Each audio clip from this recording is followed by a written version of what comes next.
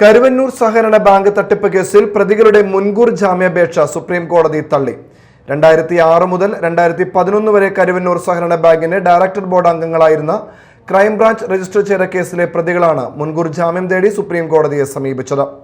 ബാങ്കിന്റെ വായ്പാ വിതരണം ഉൾപ്പെടെയുള്ളവയിൽ ഇടപെട്ടിട്ടില്ലെന്നും തങ്ങൾ കാരണം ബാങ്കിന് ഒരു നഷ്ടവും ഉണ്ടായിട്ടില്ലെന്നുമാണ് പ്രതികളുടെ വാദം. കരുവന്നൂർ സഹകരണ ബാങ്ക് തട്ടിപ്പ് കേസിൽ 7 പ്രതികളുടെ മുൻകൂർ ജാമ്യാപേക്ഷ സുപ്രീം കോടതി തള്ളി. ജസ്റ്റിസ് അമാനുള്ള അധ്യക്ഷനായ ബെഞ്ചാണ് ജാമ്യം നിഷേധിച്ചത്. 2006 മുതൽ 2011 വരെ ബാങ്കിന്റെ ഡയറക്ടർ ബോർഡ് അംഗങ്ങളായിരുന്ന MV Justin, AR Peethambaran, TM Pushparajan, PK Kumaran, KK Krishnan, KV Shanmukhan, KA Nakulan എന്നിവരുടെ മുൻകൂർ ജാമ്യാപേക്ഷയാണ് സുപ്രീം കോടതി തള്ളിയത്. തങ്ങളുടെ കാലയളവിൽ നിക്ഷേപകർക്ക് യാതൊരു സാമ്പത്തിക നഷ്ടവും ഉണ്ടായിട്ടില്ല, നയപരമായ കാര്യങ്ങളിലൊന്നും ഇടപെട്ടിട്ടില്ലെന്നും ഹർജിക്കാർ കോടതിയിൽ ചൂണ്ടിക്കാട്ടി.